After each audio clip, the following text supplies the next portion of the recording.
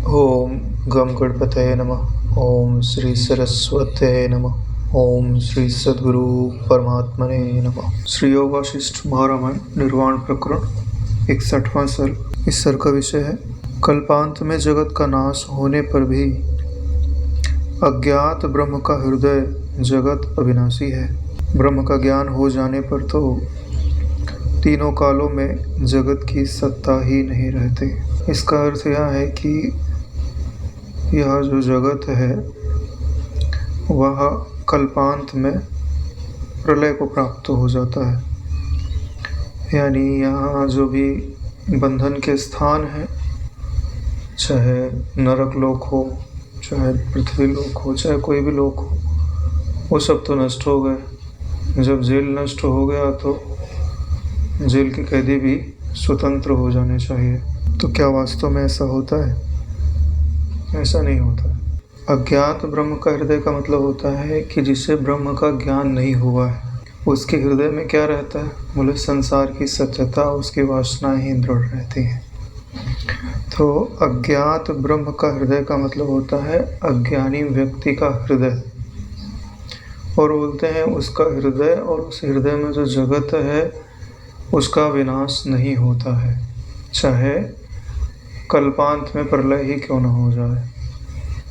यानी जेल के नष्ट हो जाने के उपरांत भी जो कैदी है वह कैदी ही रहता है, मुक्त नहीं होता।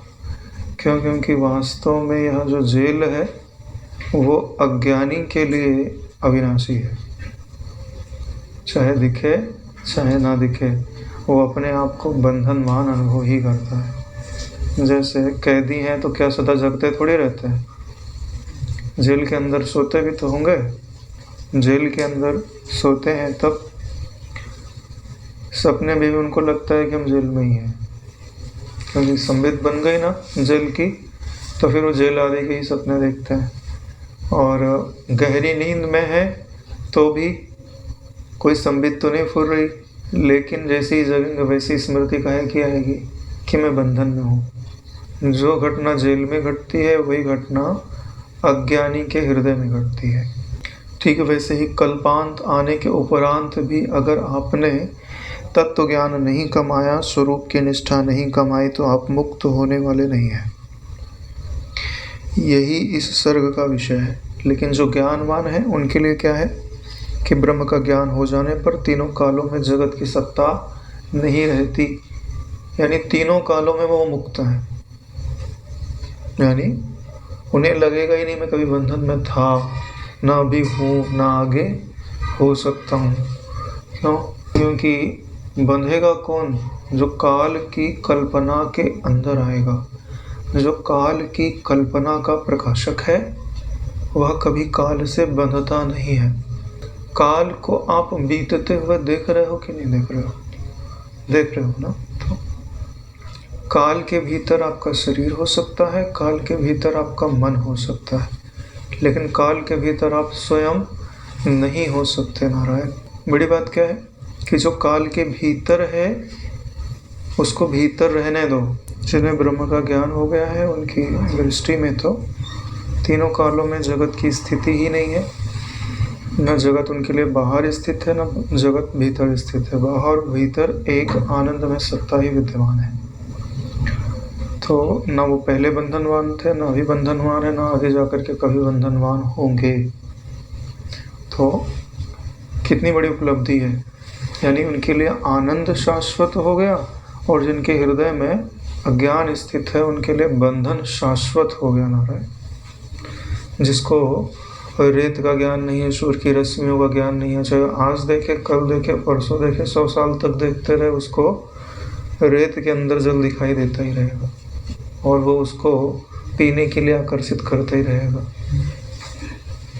इसलिए बोलते हैं तुलसी मिटे न वासना बिना विचारे ज्ञान। जब तक आप ज्ञान का विचार नहीं करते तब तक वासना निवृत्त नहीं होती। वासना निवृत्त कब होती है? जब आपको यह पता चल जाता है कि जिस वस्तु की हम इच्छा कर रहे हैं वह वस्तु अस्तित्व नहीं रखती। चित्र लिखित फल खाने की कोई इच्छा नहीं करता। स्वप्न में देखे हुए किसी पदार्थ को प्राप्त करने की, कि मैं दुकान पे जाऊं और सपने में जो वस्तु हमने देखी थी वो मैं खरीद के ला लूं। सपने की वस्तु सपने में ही मिलेगी, जागृत में नहीं मिलेगी। तो जब तक ऐसा विचार के द्वारा आपको यथार्थ अनुभव नहीं होता तब तक वासना निवृत्त नहीं होती। ये हम सुन तो लेते हैं कि विचार करने से वासना निवृत्त हो जाती है, लेकिन इस पर भी विचार करना चाहिए कि निवृत्त होती है तो कैसे होती है। हमारी वासना निवृत्त नहीं हो रही तो हमने कौन से विचार का आश्रय नहीं लिया जिसके कारण ये वासनाएं विशेष हैं। वासना का मतलब समझते हैं आवरण। वासना का मतलब है अपने स्वरूप को जो ढक रही है, वैसी जो इच्छाएं हैं, वैसी जो वृत्तियां हैं, उन्हीं को वासना बोलते हैं। और जिनका स्वरूप निरावरण हो गया उनके लिए कितनी भी वृत्तियां हो वो वासना नहीं गिनी जाती।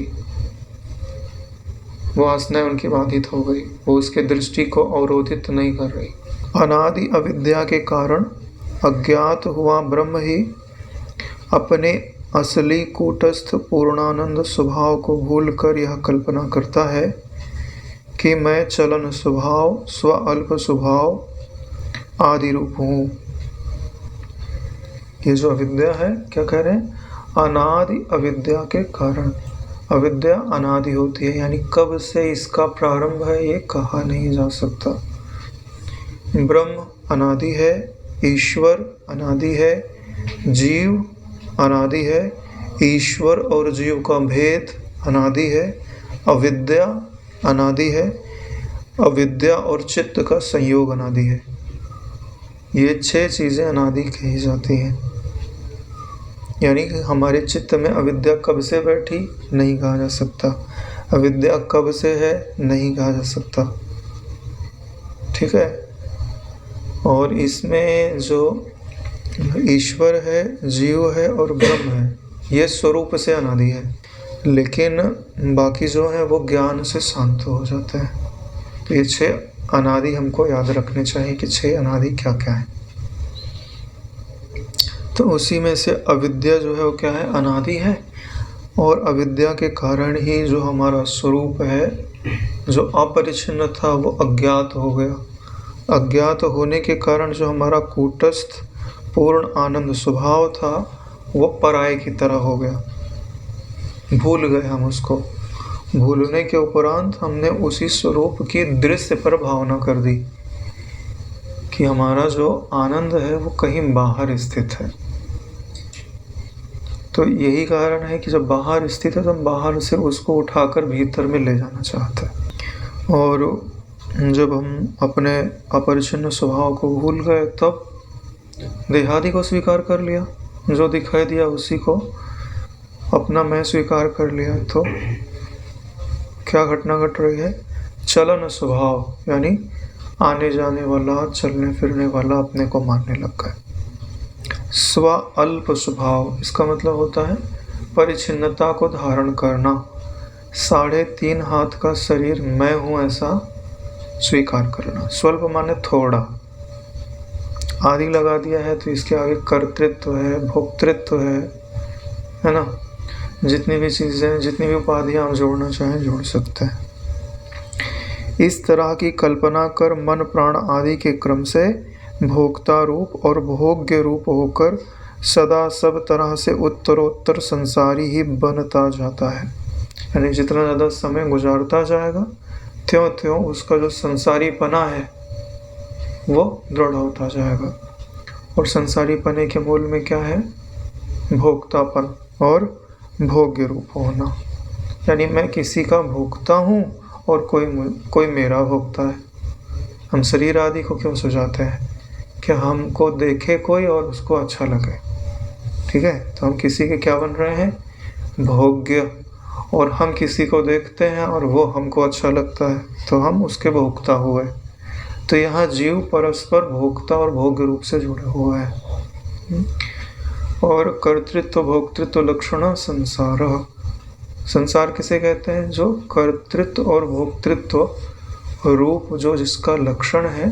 अगर कर्तृत्व और भोक्तृत्व नहीं होना तो आपके लिए संसार नहीं है। आपके लिए संसार आपके हृदय में जो दृढ़ है वो कर्तृत्व और भोक्तृत्व के रूप से ही है। तो क्या सच में आप कर्ता हैं कि क्रिया के प्रकाशक हैं? भोक्ता हैं कि भोक्तापने के प्रकाशक हैं? दोनों में से एक निर्णय कर लीजिए, है ना। अगर आप कर्ता नहीं है तो फिर क्रिया में आग्रह नहीं होना चाहिए। दोनों चीज़ें एक साथ नहीं चलेंगी, ठीक है। आप ये भी बोलो कि मैं करता हूँ और फिर आपकी क्रिया में जो है आसक्ति भी होवे, तो आपका जो अकर्तृत्व है वो सच्चा नहीं माना जाए। क्यों? क्योंकि जिसका आग्रह होता है वो उसका मतलब है अभी वो उसको सच्चा ही मान रहा है, उससे अलगाव तो खाली शब्द मात्र है। और जब आप यहाँ निश्चय करते हैं कि मैं भोगता नहीं हूँ, तो जो भोक्तृत्व है यानी कि मैं सुखी हूँ मैं दुखी हूँ, इसमें जो आग्रह है वो नहीं होना चाहिए। तभी आपका अभोक्तृत्व प्रमाणित माना जाएगा। थोड़ा बहुत ऊपर ऊपर से हो जाए तो कोई बात नहीं, व्यवहार के लिए उतना तो रखना ही पड़ता है, लेकिन दृढ़ नहीं होना चाहिए। अगर दृढ़ है तो आप शब्द मात्र ही अभोक्ता हो, अभोक्ता ही हो। इसलिए जब तक अविद्या है तब तक संसार की स्थिति सदा बनी ही रहेगी। ये बात बता रहे हैं, इसी का वर्णन आगे सर्ग में हमको समझने को मिलेगा। यानी जब तक अविद्या रहेगी तब तक संसार चाहे व्यक्त रहे चाहे अव्यक्त रहे, चाहे कलयुग रहे चाहे द्वापर रहे चाहे त्रेता रहे चाहे सतयुग रहे, चाहे एक मनवंतर बीत जाए चाहे 14 मनवंतर बीत जाए, चाहे प्रलय आ जाए, आपके लिए जगत वैसे का वैसा बना है। दुख देने के लिए वो रंच मात्र पीछे हटने वाला नहीं है। आपकी और उसकी आंख मिचौली चलती रहेगी, खेल चलता रहेगा। यदि शास्त्र और आचार्य के उपदेश से ब्रह्म का ज्ञान हो जाता है तब तो वह सदा सब ओर से सभी प्रकार से पूर्ण आनंद चिद एक रस मात्र रूप ही बन जाता है। यानी शास्त्र और सद्गुरु और अपना पुरुषार्थ तीनों मिला लो। अपना पुरुषार्थ नहीं बोला हुआ है, लेकिन आपको मिलाना पड़ेगा। अगर तीनों को मिला लेते हैं और ब्रह्म तत्व का बोध हो जाता है तो जिस जगत की स्थिति के कारण हमें बंधन दुख चिंता परेशानियां आती थी वो जगत बाधित हो जाता है। बाधित हो जाने का मतलब समझते हैं कि जगत की जगह पे ब्रह्म दिखाई देता है, क्योंकि वास्तव में ब्रह्म ही था। दिखता हमको जगत था, जैसे थी रस्सी और दिखता सर्प था शून्य रूप आकाश और दिखता नीलिमा थी। तब हमको क्या दिखने लग गया? जो वस्तु है वही तो है। क्या बोले? पूर्ण वस्तु है, अब उसमें कुछ जोड़ने या घटाने की ज़रूरत नहीं है। हाँ, जैसे हम कोई वस्तु अपने घर में लेके आते हैं तो वो पूर्ण नहीं होती। जैसे फ्रिज लेके आ गए तो फ्रिज पूर्ण थोड़ी ना है, उसको इलेक्ट्रिक बाहर से देनी पड़ेगी तब तो काम करेगा। चलो, जिसको कुछ भी नहीं देना है लेकिन समय पाके वो खराब तो होगा ही होगा। हालांकि कुछ नहीं देना ऐसी तो कोई वस्तु होती नहीं, उसको कुछ ना कुछ देना ही पड़ता है। तो सोच के देख लो, पूर्ण वस्तु आपको नहीं मिलेगी। पूर्ण वस्तु एक ब्रह्म ही हो सकता है, जो अपरिचिन्न होगा वही पूर्ण हो सकता है। बोले चिद एक रस है, चिद यानी ज्ञान रूप है, एक रस यानी उसका जो रस है वो कभी भी एक स्थान से जाओ दूसरे स्थान जाओ तीसरे स्थान जाओ सब जगह वो उपलब्ध रहता है। एक रस बदलता नहीं है, यानी मीठा है तो सदा मीठा ही रहेगा। एक रस वही हो सकता है जो परिणाम को प्राप्त ना हो।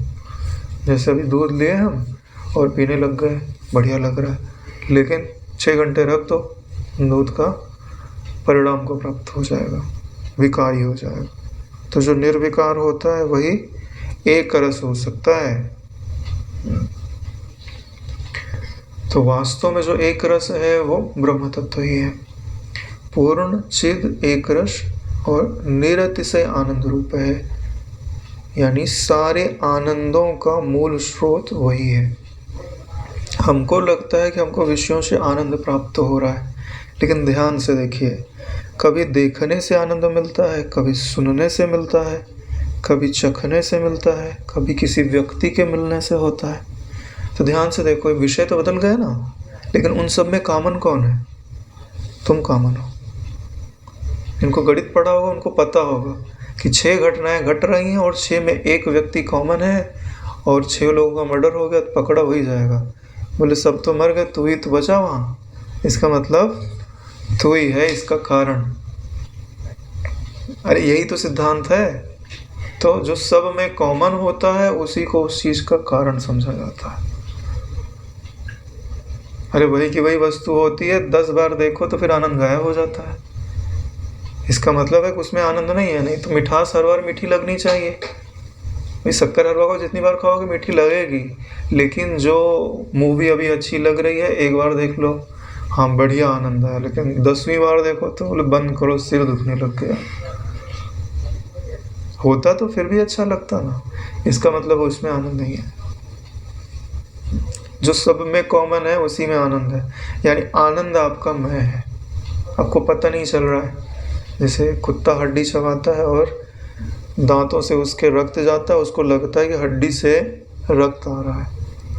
ऐसे ही हम विषयों को पकड़ते हैं, हमको लगता है कि विषयों से आनंद आ रहा है, जबकि आनंद हमारा स्वयं का होता है। ईश्वर की कृपा से बात हृदय में जम जाए, इस बात का साक्षात्कार हो जाए तो पूरा भटकान खत्म हो जाएगा। ये जो हम भक्ति करते हैं, उपासना करते हैं, महापुरुषों के चरणों में सिर नवाते हैं, किस लिए? हाँ, कि जगत की आसक्ति के बदले स्वरूप की आसक्ति, गुरु की आसक्ति, गुरु स्वरूप एक ही वस्तु है, वो हो जाए। यानी हमारे नेत्र का जो मलिनता है ना वो दूर हो जाए। नेत्र की मलिनता के कारण ही आसक्ति जन्म लेती है। जैसे क्या नाम था उसका, शूर्पणखा, ठीक है, थी तो राक्षसी, बड़े बड़े नाखून, भयानक चेहरा, शरीर से दुर्गंध निकलने वाली, लेकिन उसने अपना ऐसा रूप बनाया कि कोई भी देखे तो मोहित हो जाए, है ना। लेकिन जब गई तो भगवान राम को, लक्ष्मण जी को तो दिखा ही रही है शूर्पणखा ही है, ये क्या मोहित करेगी, ठीक है। क्यों? क्योंकि उन्होंने गुरु जी के ज्ञान को अपने हृदय में धारण किया हुआ। तो ऐसे ही जितने पदार्थ उनको जगत में लुभावने दिखाई देते हैं, ये शूर्पणखा के जैसे ही हैं, लेकिन इन पे जो आवरण है वो उसके कारण ये इनका रूप बदला हुआ दिखाई दे रहा है। अगर गुरु के ज्ञान की दृष्टि को अपने भीतर स्वीकार किया जाए तो पता चले कि सुंदरता नाम की वस्तु नहीं है तो तुमको मार के खा जाएगा। तुम इनको भोगने वाले नहीं हो, ये तुमको भोग जाएंगे। इसलिए किसी समय कहीं पर कोई भी और किसी व्यक्ति में भी संसार की संभावना नहीं हो सकती। कब? जब आपको बोध हो जाए। अच्छे में भी नहीं, बुरे में भी नहीं, कहीं पे भी संसार नाम की कोई वस्तु नहीं है। एक अटल ज्ञान सत्ता, आनंद सत्ता ही विद्यमान है, वही आपका, हमारा, सबका वास्तविक रूप है। कुछ देर है ना संसार से समय बचा करके उसके पास तो बैठो। चिकोटी नहीं काटेगा ब्रह्म, है ना। हाँ, नहीं ऐसे लग रहा हो आपको कि परेशान करेगा, तो नहीं करेगा। कितनी निर्मल सत्ता है। थोड़ी देर बैठो, समाधान हो जाता है हर चीज का। हर प्रश्न का वो उत्तर है, हर समस्या का वो समाधान है, हर दर्द की वो दवा है, हर जख्म का वो मरहम है। सच में है, ये तो करके देख लो। सारे दुखों को निवृत्त करने की सामर्थ्य है, क्योंकि सारे दुख वृत्तियों से ही प्रतीत होते हैं और वो वृत्तियों का अधिष्ठान है। वृत्तियां जहाँ जिस पे उछलती कूदती हैं और जिसमें शांत हो जाती हैं, वही है। काश हम सबको उससे प्रेम हो जाता, झंझट खत्म हो जाती। अतः ब्रह्म नित्य मुक्त स्वभाव है, यह बतलाने के लिए महाराज वशिष्ठ जी भूमिका मानता है। जो हमने पढ़ा अभी ये भूमिका मात्र है, मुख्य बात और प्रारंभ होते हैं। महाराज वशिष्ठ जी ने कहा, हे भद्र, जैसे जल में जल से ही जल रूप वेग तरंग आदि स्फुरित होते हैं। यानी जैसे जल में से जो भी स्फुरित होगा, चाहे तरंग हो, बुलबुला हो, फेन हो, झाग हो, जल रूप ही होगा। ऐसे ही चिदाकाश में चिदाकाश से ही सब अज्ञात आत्मा के स्वभाव से, यानी चिदाकाश में जो कुछ भी उत्पन्न होगा वो चिदाकाश रूप ही होगा, ठीक है। लेकिन अज्ञात आत्मा के स्वभाव से, यानी अज्ञान के कारण से, प्राण आदि उपाधियों से परिच्छिन्न जीव स्फुरित होते हैं। अज्ञान के कारण क्या होता है?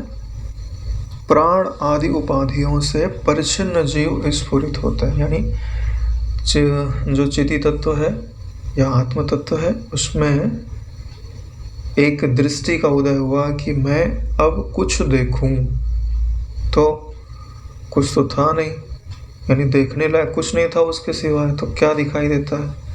बोले नाना प्रकार के जीव दिखाई देते हैं जो प्राण संयुक्त होते हैं। तो ये प्राण उनकी उपाधि कहा जाता है, ठीक है। यानी प्राण से जुड़ करके अब वो चेष्टा करते हुए प्रतीत होंगे। जैसे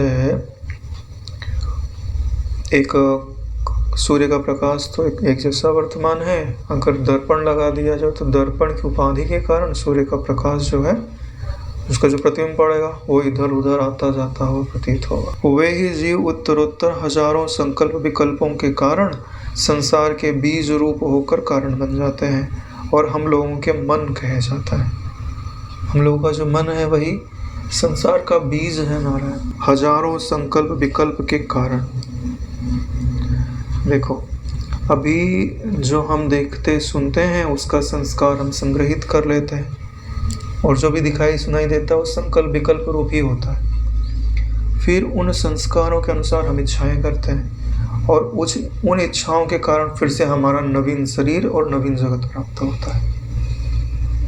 तो बीज नहीं हुआ, वो अगले जन्म का कारण हो गया, और फिर बहुत सारी इच्छाओं का कारण हो गया, फिर बहुत सारी इच्छाओं के कारण बहुत सारे कर्मों का कारण हो गया। ऐसे ही तो एक जन्म से दूसरा जन्म, दूसरे जन्म से तीसरा जन्म, ऐसे जन्म जन्म होते जाते हैं। एक बीज था, उसने अगला जन्म दे दिया, फिर वहाँ फिर बीज बना, फिर उसने अगला जन्म दे दिया। अरे नारायण, अगर अभी आपको तत्व ज्ञान को उपलब्ध ना हो और आप अभी नवीन कर्म भी मत करो, तो भी आपके पास कम से कम करोड़ों जन्म के बीज तो विद्यमान ही है। यानी इतने समय तक अगर आप लगे भी रहो उन कर्मों को खत्म करने के लिए, तो भी वो कर्म खत्म होने वाले नहीं हैं। इतने तो हमने कर्मों के संस्कार संग्रहित कर रखे हैं। विशद आकाश रूप वे ही हम लोगों के मन हैं। यानी जो संकल्प विकल्पात्मक बीज रूप से संस्कार है ना, वही हम लोगों का मन है। और वह मन कैसा है? बोले विशद आकाश रूप। मन को परिचिन्न मत समझो, पूरा विश्व मन के अंदर ही है, और वे ही स्वयं चारों ओर से अनंत जगत के रूप में परिणत हो गए। जो देखो, अगर आप ब्रह्मा जी का दृष्टांत लेके समझोगे तो जल्दी समझ में आएगा। ब्रह्मा जी जो है उस आत्म तत्व में स्फुरित हुए, ठीक है। तो उनका कार्य क्या है? बोले कि संकल्प करो और सृष्टि के को अपने संकल्प में धारण कर लो। तो संकल्प किससे करेंगे? मन से ही तो करेंगे। और मन प्राण संयुक्त होगा कि नहीं होगा? प्राण संयुक्त होगा तभी तो मन है। अगर प्राण को मन से अलग कर दो तो क्या हो जाएगा? मन नाम की कोई वस्तु नहीं है। अरे नारायण, जब आप समाधि में प्राण को मन से एक कर देते हो तो क्या होता है? प्राण को रोक देते हो तो क्या होता है? मन भी रुक जाता है, कोई जगत नहीं भाषित हो। सुसुप्ति में मन जो है प्राण में लीन हो जाता है, और समाधि में प्राण जो है वो मन में लीन हो जाता है। दोनों में कुछ फुरता नहीं है। यानी दोनों रहेंगे तब कुछ फुरेगा। दोनों में से एक भी अगर गायब हो गया ना तो कुछ भी आपको प्रतीत नहीं हो। तो यह जो फिर उन्होंने संकल्प किया, तो उनके संकल्प में ये सारे सृष्टि, देवता, दानव, नाग, पितर, गंधर्व, यक्ष, राक्षस, सब उनके संकल्प में बन गए, ठीक है। उनके रूप में बना कौन? मन ही तो। और जब आप आगे समझते जाओगे तो आपको समझ में आएगा कि जीव प्रति जीव अपनी अपनी सृष्टि है। तो अपनी सृष्टि, आपकी सृष्टि का ब्रह्मा कौन? आप ही तो हो। आपका ही जो मूल स्फुरण है वही तो ब्रह्मा है। उसने तो एक संकल्प किया, लेकिन उसी एक संकल्प ने आगे चल करके एक से दूसरा संकल्प किया, दूसरे से तीसरा किया, तीसरे से 1000 संकल्प हो गए, 1000 जन्म हो गए, और वो खत्म होने का नाम ही नहीं ले रहे। संकल्प पर संकल्प चलते जा रहे हैं। तो संकल्पों की निवृत्ति कब होती है नारायण? जब आप यह समझते हैं कि संकल्प करने वाले से मेरा कोई संबंध नहीं है। अगर आप ये समझते हो कि संकल्प विकल्प मैं करता हूँ तो कभी खत्म नहीं होने वाला है। सबसे पहले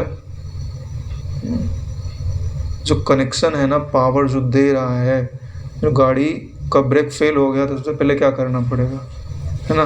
कंट्रोल भी नहीं हो रहा है ना, तो अगर कुछ हो सकता है तो पेट्रोल ख़त्म कर दो।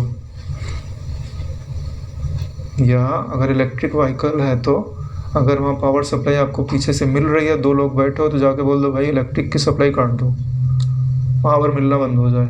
अगर पावर मिलना बंद हो गया तो कितनी दूर जाएगा तो चोट कम लगेगी, कहीं टकराएगा तो यही चीज़ होता है कि अगर मन को हम एक तरह से पावर भी देते रहे और बोलते भी रहे कि तू संकल्प विकल्प करना छोड़ दे, तो संभव नहीं है। तो जब हम यहाँ बोलते हैं कि मन मेरा नहीं है, मन प्रकृति का है, इससे हमारा कोई संबंध नहीं है, इसकी इच्छाएं मेरी इच्छाएं नहीं है, इसका सुख मेरा सुख नहीं है, इसका दुख मेरा दुख नहीं है, तो क्या हुआ? उसकी सत्ता अलग, अपनी सत्ता अलग। और पावर हाउस आप हो और कोई पावर हाउस नहीं है जगत में। जीवित वही है जिसको आप देख रहे हो, और कोई जीवित नहीं है। अभी कितनी सृष्टियों में कितने प्राणी होंगे, लेकिन आपके लिए जीवित हैं क्या? नहीं। जो आपके सम्मुख बैठा है, आपके भीतर होता है, यही लोग हैं, बाकी का तो पता नहीं, उनके बारे में आप सोचते नहीं। और हैं कि नहीं है उससे आपको कोई लाभ और हानि नहीं है। ठीक है? तो ये बात समझ में आ गई कि वे ही स्वयं चारों ओर से अनंत जगत के रूप में परिणत हो गए हैं। वे यानी मन के संकल्प। इन सब बातों से निष्कर्ष यह निकला कि अपनी अविद्या से अकेला ब्रह्म ही अनेक जीवों के आकारों में, अनेक सृष्टि के रूपों में परिणत होकर के संसार रूप में कहा जाता है। ठीक है? अज्ञान के कारण ब्रह्म ही है, लेकिन अनेक जीवों के रूप में और अनेक सृष्टियों के रूप में परिणत होकर के स्थित। ठीक वैसे ही जैसे निद्रा दोष के कारण स्वप्न, वह अकेला ही अपनी विद्या से, अविद्या की बात बता दी, अब विद्या से बता रहे हैं, और अकेला ही है, फंसने में भी अकेला है और मुक्त होने में भी अकेला है। ऐसा नहीं कि आपको किसी ने जबरदस्ती पकड़ करके माया में डाल दिया। ये सिद्धांत तो वेदांत में काम नहीं करता। आपने स्वयं अपने आप को ही अविद्या में डाला हुआ है और आप अपने आप को स्वयं ही निकालते हो। अकेला ही वह अपनी विद्या से जीव भाव और संसार से मुक्त हो जाता है। इसलिए क्या बोलते हैं, सा विद्या या विमुक्त है। विद्या क्या है? जो आपको मुक्त करती है नारायण। देखो, यह बात, मूल बात तो बता दी। देखो अब इसमें संशय उपस्थित करते हैं, परंतु यह निष्कर्ष ठीक प्रतीत नहीं होता। ठीक है, प्रतीत नहीं होता। क्यों प्रतीत नहीं होता? क्योंकि पहले के प्राकृत प्रलय हो जाने के बाद संपूर्ण जीवों की समष्टि हिरण्यगर्भ के तत्वज्ञान से अज्ञान की निवृत्ति हो जाने पर उसके निमित्त इन सब जीव जगत का बोध अवश्य हो जाएगा। ऐसी स्थिति में सभी की मुक्ति अवश्य माननी चाहिए। जब यह बात मानने को हम बाध्य हो जाते हैं, तब यह शंका रह जाती है कि एक बार जो ब्रह्म मुक्त हो चुका, उसका जीवादि रूप संसार फिर कैसे हुआ? इस आशय से श्री राम जी प्रश्न करते हैं। इसका तात्पर्य यह हुआ कि जब प्रलय हो जाती है, प्रलय हो जाने पर तो ब्रह्मा जी अपना स्वप्न देख रहे थे, तो उनके स्वप्न का संवरण हो गया, तो तो जितने प्राणी उनके स्वप्न में स्थित है उन सबको मुक्त हो जाना चाहिए, क्योंकि ब्रह्मा जी तो तत्वज्ञानी है, तो सबको तत्वज्ञान हो जाना चाहिए और सबको मुक्त हो जाना चाहिए। लेकिन ऐसा होता तो है नहीं। इसका क्या अर्थ होता है कि जीव अपने संकल्प से बंधा हुआ है। यह लगता तो है कि यह ब्रह्मा जी के संकल्प में स्थित है, लेकिन वास्तव में वह अपने संकल्प में स्थित है, ब्रह्मा जी के संकल्प में स्थित नहीं है। क्यों? क्योंकि जब आप पहली बार इस जगत पे प्रकट हुए होगे, जैसे वशिष्ठ जी को ब्रह्मा जी ने अपने संकल्प से उपजाया, तो कैसे थे?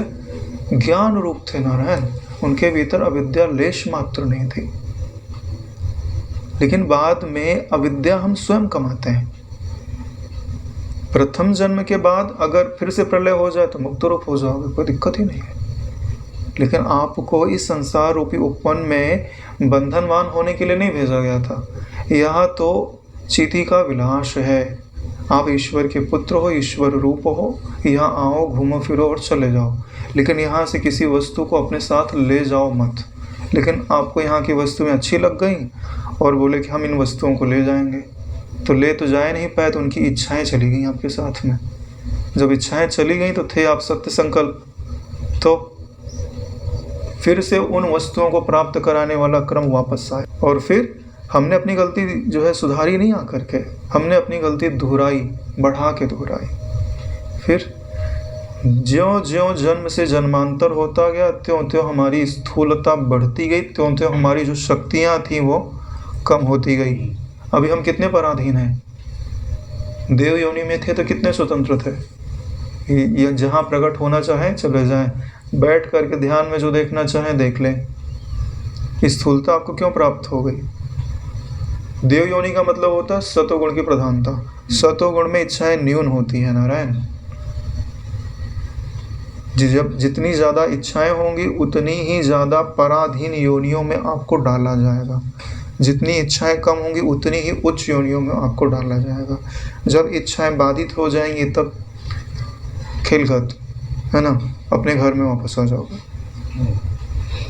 यही सिद्धांत है।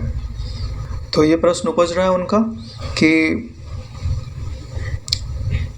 जब महाप्रलय होता है तो ब्रह्मज्ञानी, हिरण्यगर्भ तो ब्रह्मज्ञानी है, तो सबको ये जो जीव जगत आदि हैं इनको बोध अवश्य हो जाना चाहिए। लेकिन यहाँ तो कोई क्रम नहीं है। तो रामचंद्र जी इसी प्रश्न को उठाते हुए कहते हैं कि हे भगवान, जितने प्राणी हैं वे सब महाकल्प के विनाश में मोक्ष को प्राप्त हो जाते हैं, अगर यही बात मानी जाए तो। इस स्थिति में फिर किसको किस तरह सृष्टि ज्ञान उत्पन्न हो सकता है? यानी जब मोक्ष का समय, प्रलय का समय हो गया तो अब कोई है ही नहीं, खत्म हो गया ना। जैसे अभी शुरुआत में मैंने दृष्टांत दिया था कि कोई जेल हो और फिर बाद में जेल को नष्ट कर दिया जाए तो कैदी तो मुक्त हो जानी चाहिए। क्योंकि नरक का भी तो प्रलय होगा, जहाँ जीवों को बांध के रखते हो, आप कष्ट देते हो, या धरती पे जिन पापियों को आप जन्म दे करके कष्ट देते हो, महाप्रलय में सब तो खत्म हो गए, तब जेल ही नहीं रही तो कैदी कहाँ रहे? बोले ये वो जेल नहीं है नश्वर वाली, ये शाश्वत जेल है। जब तक तत्व ज्ञान को उपलब्ध नहीं होगे तब तक महाप्रलय भी आपको उस कष्ट से छुड़ा नहीं सकते, मुक्त नहीं कर सकते। क्यों? क्योंकि वास्तव में आप बंधे ही नहीं थे। अगर बंधे होते तो कोई घटना आदि छुड़ा भी सकती थी, कभी दैव योग से कुछ चीज़ें घटित हो सकती हैं कि आपको रस्सी से बांधा गया हो और जंगल में आपको बांध के कोई चला गया तो चूहा आके कहीं से काट जाए, खेल खेल में काट जाए आपको छुड़ाने के बदले ही। ऐसा तो हो सकता है, लेकिन बिना तत्व ज्ञान के कोई मुक्त हो जाए ऐसा हो नहीं सकता है। अब भगवान वशिष्ठ जी इस प्रश्न का उत्तर देते हुए कहते हैं कि हे भद्र, महाप्रलय पर्यंत पृथ्वी, जल, वायु, आकाश, इन संपूर्ण विशेष पदार्थों का विनाश हो जाने पर, यानी ये जो पांचों तत्व हैं इनका विनाश हो जाता है। ब्रह्मा से लेकर स्थावर तक सभी जीव जगत फिर जिस रीति से अनुभूत होते हैं, विनाश हो जाने पर फिर जब समय बीतेगा, फिर सृष्टि का समय आएंगे तो फिर से वो ब्रह्मा जी और वो जीव पुनः वापस आ जाएंगे। ऐसा नहीं है कि वो जीव गए तो वो ब्रह्म को प्राप्त हो गए, नहीं, उनके संस्कार पड़े रहते हैं और वो वापस उनको उभार देते हैं। जैसे अभी हम ईश्वर को खोजते हैं ना, ठीक है, तो अभी हम ईश्वर को ढूंढते जा रहे हैं। जब प्रलय हो जाती है तो ईश्वर क्या करता है? फिर तुमको ढूंढता है। बोले जीव कहाँ कहाँ पड़ा है? बोले सबको पकड़ो और इधर लेके आओ मेरे पास, इन सबको मैं सहेज के रखूँगा, जैसे ही ये समय बीतेगा फिर से मैं इनको जन्म दे दूँगा। दोनों भाई, अभी हम परमात्मा को ढूंढते फिरते हैं, परमात्मा फिर जीव को ढूंढता है कि कारण जगत में तुम लोग कहाँ कहाँ पड़े हो, इधर आ जाओ, सबको संग्रहित कर लेता है। इसलिए ईश्वर का एक नाम संग्रह विष्णु सहस्त्र नाम में आता है, सबका संग्रह करने वाला। कब? प्रलय काल में। तो फिर से जब सृष्टि उपजती है तो फिर से इनको जगत आदि अनुभूत होने लगते हैं। वह सा आनंद आप सुनिए, यही बात अब बताते हैं, आप उसको आनंद के साथ सुनिए। यद्यपि यह मुनि लोग कहते हैं कि आकाश तक के समस्त विशेषों का विनाश हो जाने पर, यानी प्रलय आने पर, जीव जगत मुक्ति में परिणत हो जाता है। यानी जो स्थूल दृष्टि से बंधन था वो तो खत्म हो गया, तो स्थूल दृष्टि से जीव जगत मुक्ति में परिणत हो जाता है। केवल चिन्मात्र ब्रह्म ही अवशिष्ट रह जाता है, जो वर्णनातीत परमार्थ चेतन घन है। यानी जब महाप्रलय होगा तो बचेगा कौन? केवल ब्रह्म तत्व बचेगा ना। ठीक जैसे सुसुप्ति में बचता कौन है? सुसुप्ति का प्रकाशक और कोई है क्या? नहीं है। तथापि समझने की बात यह है कि चिन्मात्र ब्रह्म जो बच जाता है उसका यह जगत एक तरह का हृदय है, उससे अभिन्न है। केवल ब्रह्म रहता है तो सुसुप्ति भी रहती है कुल मिला? वो तो अभी आपको लग रही है। नहीं, जब प्रलय होता है तब। हाँ वही तो, सुसुप्ति भी तो रहती है ना। देखिए अज्ञान दशा की बात कर रहे हैं कि ज्ञान दशा की बात कर रहे हैं? ज्ञान दशा नहीं, अज्ञान दशा में ही बात। हाँ तो अज्ञान दशा में तो रहेगी, क्योंकि सृष्टि का प्रलय तो अज्ञान दशा में ही है ना। वही तो, ज्ञान दशा में तो बाधित है, वो तो बाधित हो जाता है। तो मतलब अभी हमने मतलब सुना कि भाई केवल ब्रह्म ही रहता है, तो सुसुप्ति भी खत्म है। यहाँ पे आपने एक शब्द मिस कर दिया, मुनि लोग कहते हैं। तो मुनि लोग ज्ञानी होंगे कि अज्ञानी होंगे? हाँ, ज्ञानियों का ही वर्णन है इसमें।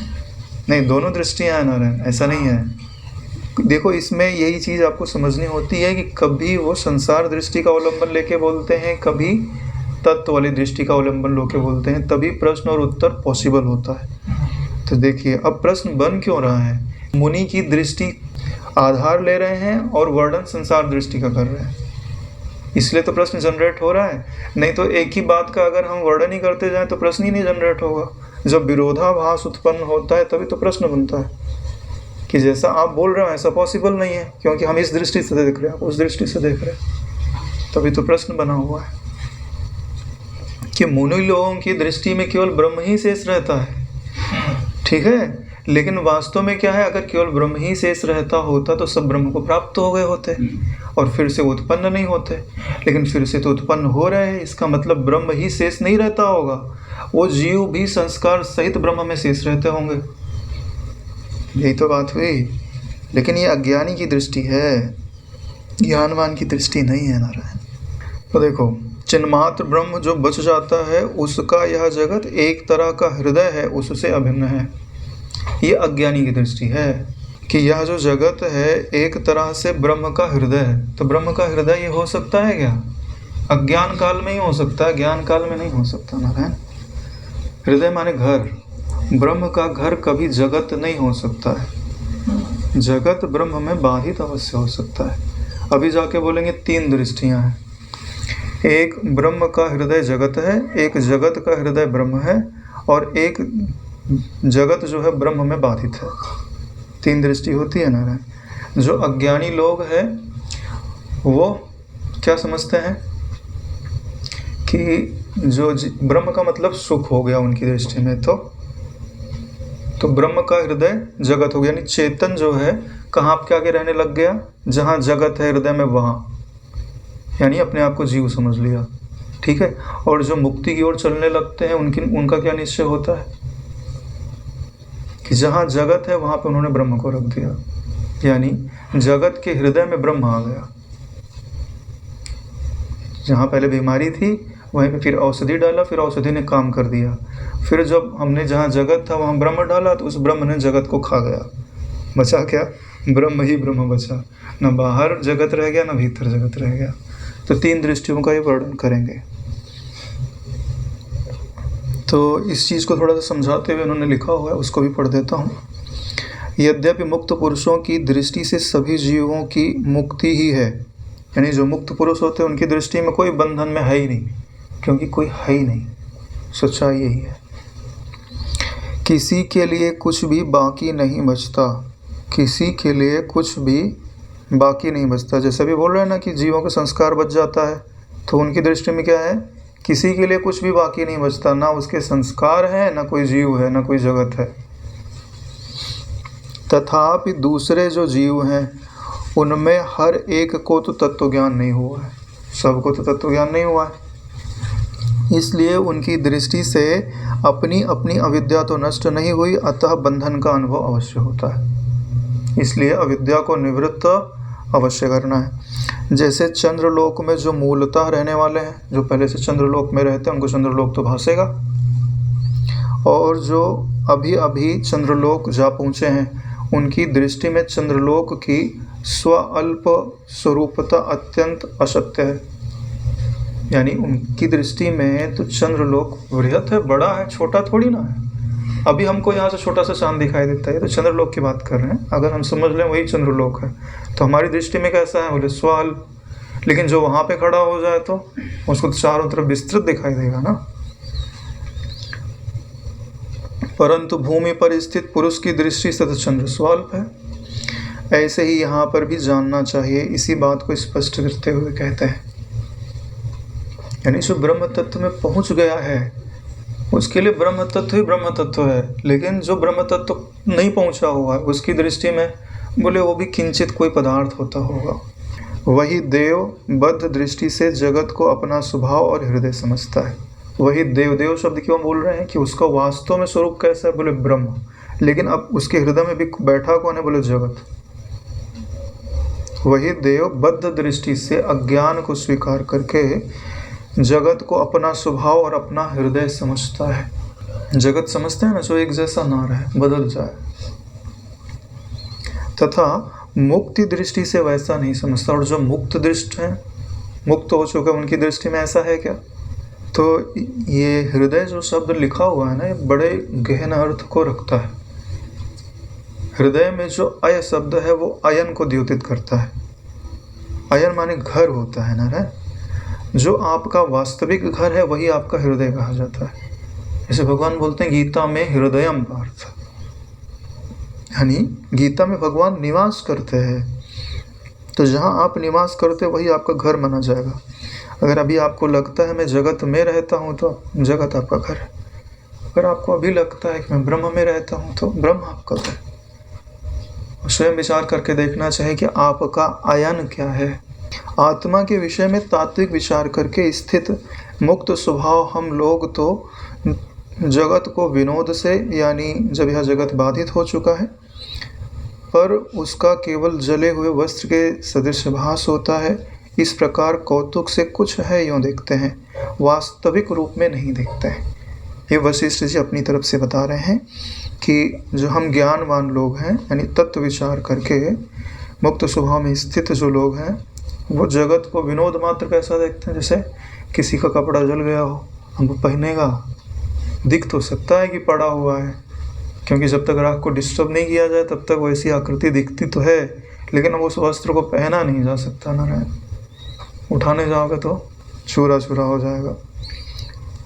इसलिए बोल रहे हैं कि हमारी दृष्टि में तो यह जो जगत है वो जले हुए वस्त्र के समान है। जैसा आपके लिए वास्तव में स्थित लगता है वैसा नहीं है। इससे 3 दृष्टियों में जगत आत्मा से अभिन्न नहीं ठहरता है। 3 दृष्टियां जो बताई हैं उसमें जगत जो है वो आत्मा से अभिन्न नहीं ठहरता है। ठीक है, यानी एक में तो ब्रह्म के हृदय में जगत है, तो भी तो ब्रह्म के अंदर ही हुआ ना। भले उसके चारों तरफ ब्रह्म है, उसके अंदर में जगत है, फिर जगत के हृदय में ब्रह्म है तो भी अभिन्नता हो गई, और जब ब्रह्म ब्रह्म है तो भी अभिन्नता हो गई। तीनों दृष्टि से जगत जो है वो ब्रह्म से अभिन्न है नारायण। यानी ब्रह्म के बिना जगत की सिद्धि तीनों दृष्टियों में नहीं हो सकती। बोले हम अलग करके दिखा देते हैं, ठीक है। तो बोले कि तुम ब्रह्म तत्व, ब्रह्म शब्द को समझते ही नहीं हो।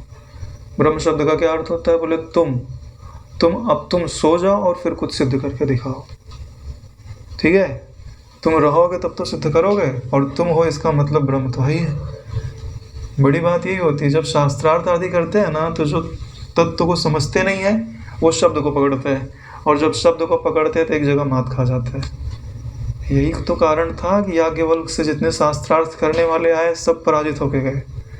क्यों? क्योंकि उन्हें शब्दों का अर्थ तो पता है, लेकिन वो अर्थ कहाँ रखना चाहिए वो नहीं पता है। तो यह जगत बिना इसको प्रमाणित करने वाले के कभी हो नहीं सकता है। तो प्रमाणित करने वाला रहेगा ही सही, सदा रहेगा। उसके बिना जगत कभी सिद्ध नहीं हुआ। इसका मतलब क्या हुआ कि वह जगत से अभिन्न है। जगत उससे अभिन्न है ना। अरे भाई, दृश्य बिना दृष्टा के जीवित रह सकता है क्या?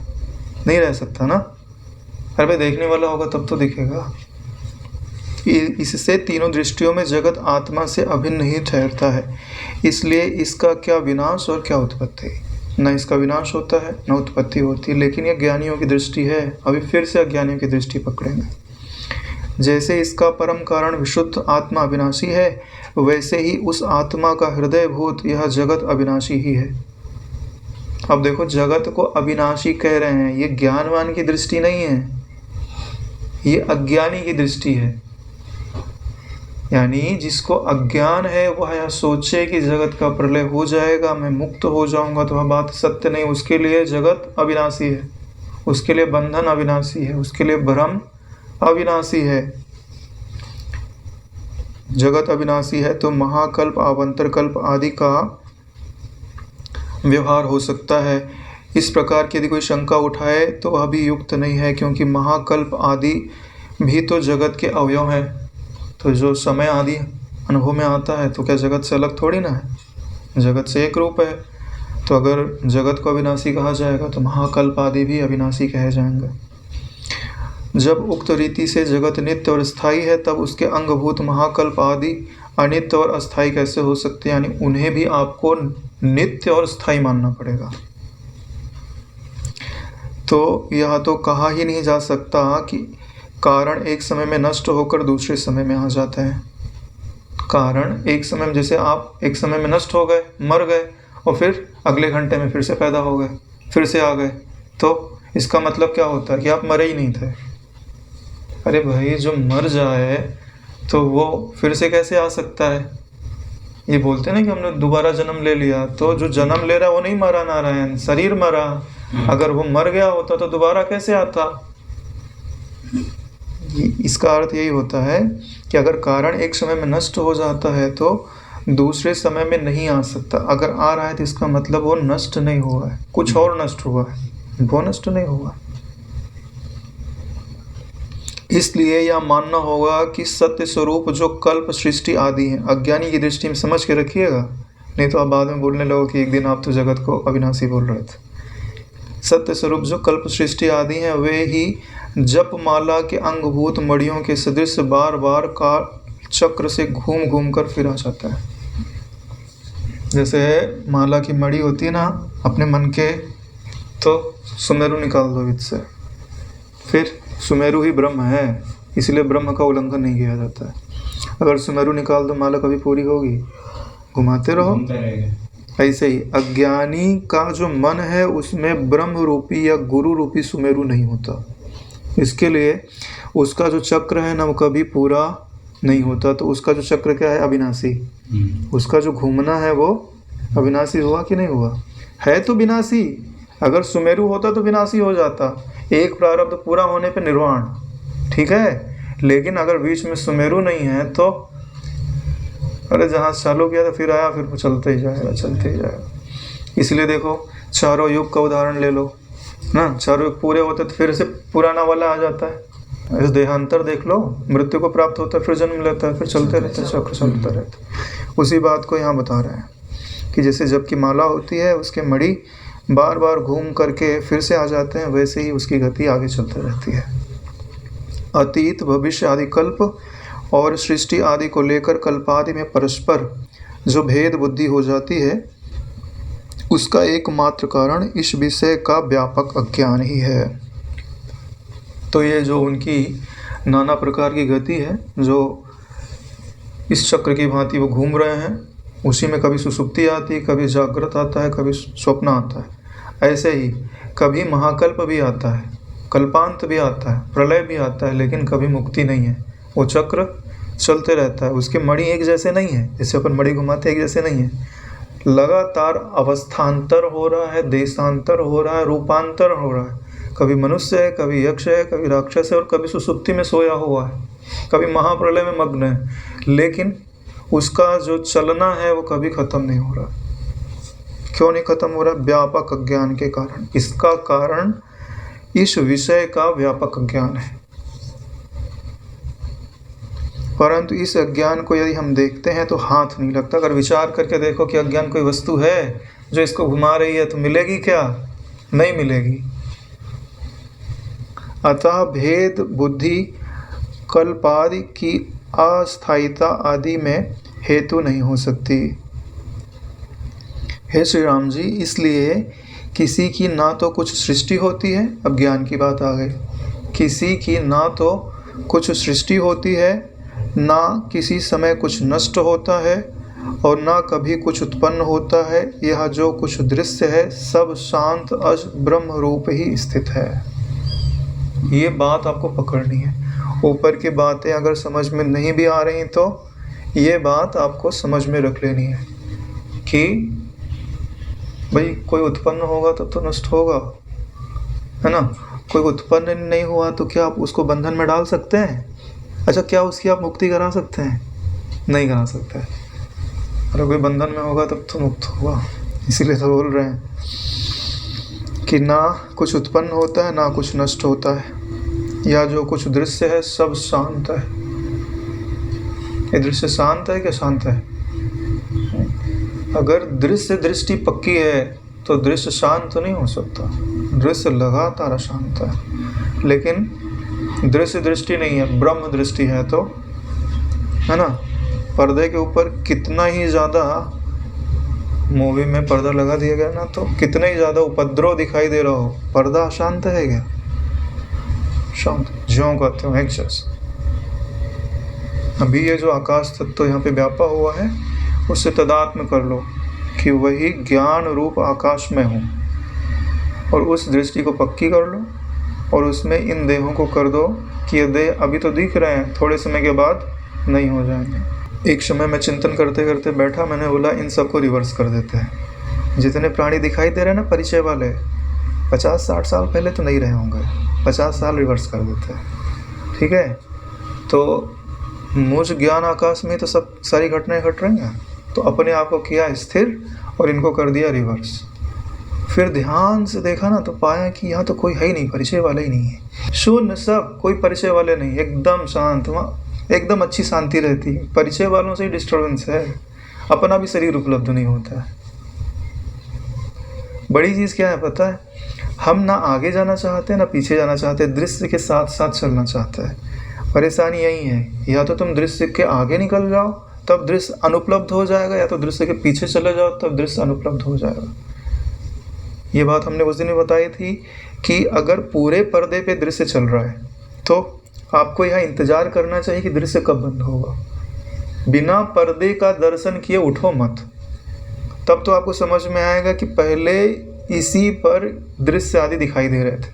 अगर जब पर्दा चल रहा है तभी आप देख रहे हो, और मूवी चल रही है तभी आप देख रहे हो, और फिर सो गए हो, फिर जगह फिर से मूवी चल रही है, तो कभी पर्दे का बोध होगा? इसीलिए तो बोलते हैं ध्यान करना चाहिए। ध्यान के समय क्या होता है? चित्तवृत्तियाँ हो जाती हैं शांत। तो ये चित्तवृत्तियाँ जहाँ दिखाई दे रही थी वो कौन है, उस पर विचार कर लो। हाँ, उसी पे आपने विचार नहीं किया था, इसलिए काम अधूरा रह गया, है ना। यानी पांचों विषय हटे, यानी आकाश बचा था। आकाश का गुण होता है शब्द। अगर आप वहीं स्थिर होते तो कुछ भान तो नहीं होता, लेकिन शब्द आदि सुनाई दे सकते थे। वो शब्द भी जिस स्थान में रखे हुए हैं वो स्थान आप हो। अगर यह निश्चय होता तो मजा आ जाता, है ना। अविद्या का आवरण भंग हो सकता था, कोई बहुत बड़ी बात नहीं है। अविद्या की निवृत्ति कोई बहुत कठिन काम नहीं है। कठिन काम क्या है पता है? अपनी वासनाओं से छुटकारा पाना। पूरा योग वशिष्ठ में लिखा हुआ है ना, ढूंढ ढूंढ के पढ़ लो। बापू जी ने बताया कि परेशानी किसमें है? घर से दूर चले गए इसके लिए वापस आने में। दूर कहाँ चले गए? हम बैठते हैं और हमको कुछ याद आता है, ठीक है, तो हम उसके पीछे चले गए और उसमें हमने अपना रस्सी बांध लिया। कौन सी? आसक्ति वाली। यानी जब बैठोगे मन खींच के वहाँ चला जाएगा। आपको जो यहाँ उपलब्ध है उस समय हृदय में उस पर विचार करने नहीं देगा। इसी को हृदय की अशुद्धि बोलते हैं। हृदय की अशुद्धि मतलब चिंतन की अशुद्धि, जिसको बोलते हैं अंतःकरण शुद्ध हो गया। इसका क्या मतलब होता है? अंतःकरण चिंतन के अतिरिक्त क्या कोई पदार्थ है? अगर चिंतन नहीं हो तो आपको भान हो सकता है कि अंतःकरण है कि नहीं। चिंतन कर अंतःकरण मतलब चिंतन। अगर आप ब्रह्म तत्व का चिंतन करने के लिए बैठे हो और कोई डिस्टर्ब नहीं कर रहा है तो आपका अंतःकरण शुद्ध है, और कोई डिस्टर्ब कर रहा है तो वही मलिनता है। ठीक है, एकदम स्पष्ट बता रहा हूँ, इसके सिवाय कोई प्रमाण नहीं है अंतःकरण की शुद्धि का। कई लोग बोलते हैं हमारा अंतःकरण शुद्ध हो जाएगा, फिर कालांतर में कभी ज्ञान हो जाएगा। पूछो अंतःकरण की शुद्धि से क्या तात्पर्य है? बोले जब हृदय में कोई इच्छाएं नहीं रह जाएंगी। ऐसा कभी पॉसिबल है? कोई इच्छा नहीं रह जाएगी? अरे कुछ ना कुछ इच्छा तो रहेगी नारायण, जंगल में तो हो नहीं, ठीक है। तुम्हारी इच्छाएं नहीं रहेंगी तो तुम्हारे आस पड़ोसी की इच्छाएं रहेंगी। सेवा तो करते हो, सेवा वाली इच्छाएं नहीं डाल दी जाएंगी। ये करना है, ये इधर जाना है, ये करना है, आज ये पूरा करना है, ये इच्छा में नहीं जाती है। ब्रह्म चिंतन के लिए बैठोगे तो अवरोध नहीं डालेगी। अगर डालती है इसका मतलब अंतःकरण शुद्ध नहीं है ना। रजोगुणी इच्छाएं उठा के अपने सतोगुणी इच्छाएं डाल दी हैं। लोहे की जंजीर छोड़ के आपने सोने की जंजीर डाल दी है। जब आप ब्रह्म चिंतन के लिए बैठते हो तो कोई भी डिस्टर्ब नहीं करना चाहिए। इसको अंतःकरण की शुद्धि बोलते हैं। भाई आहार की शुद्धि बोलते हैं ना, आहार शुद्ध कर लो तो अंतःकरण शुद्ध हो जाता है। आहार मतलब क्या? खाली खाना पीना? आपकी पांचों इंद्रियों से जो आहार जा रहा है अंदर वो भी तो आहार हुआ। और वो सब किस रूप में परिणत होता है? चिंतन के रूप में ही ना। तो अंतःकरण की शुद्धि का अर्थ क्या होता है कि जब आप ब्रह्म चिंतन के लिए बैठो तो आपको कोई डिस्टर्ब ना करे, चाहे कोई इच्छा हो, चाहे कोई कर्तव्य हो, चाहे कुछ भी हो। आपको ब्रह्म चिंतन में जो भी रुकावट डालता है, ईश्वर के स्मरण में कोई भी रुकावट डालता है, गुरु के स्मरण में कोई भी रुकावट डालता है, उसी को हृदय की मलिनता कहते हैं। आप बैठ गए, आपको नींद आने लग गई तो इसका मतलब है नींद रुकावट डाल रही है। नींद आपके अंतःकरण में मलिनता है। आप विचार करने के लिए बैठो ब्रह्म तत्व पे और चली जा रही बात और कुछ याद आने लग गया तो चंचलता है। तो चंचलता आपके उस चीज़ में रुकावट डाल रही है, तो वो हृदय की अशुद्धि है। तो उनको निवृत्त करना चाहिए। ठीक है, आज यहीं पे विश्राम लेता है।